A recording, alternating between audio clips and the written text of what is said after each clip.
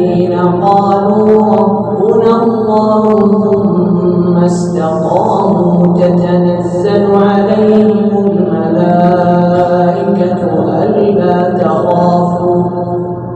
ألا تخافوا ولا تحزنوا وابشروا بالجنة التي كنتم توعدون نحن أولياؤكم في الحياة الدنيا وفي الآخرة ولكم فيها ما تشتهي أنفسكم ولكم فيها ما تدعون نزلا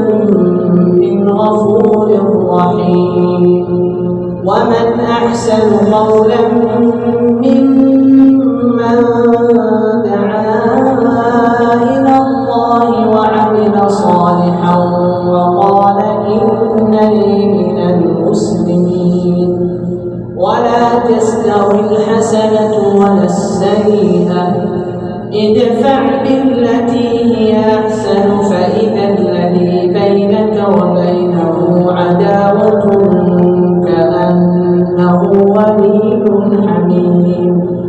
وما يلقاها إلا الذين صبروا وما يلقاها إلا ذو حظ عظيم وإما ينزغنك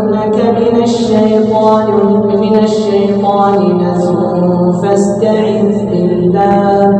إنه هو السميع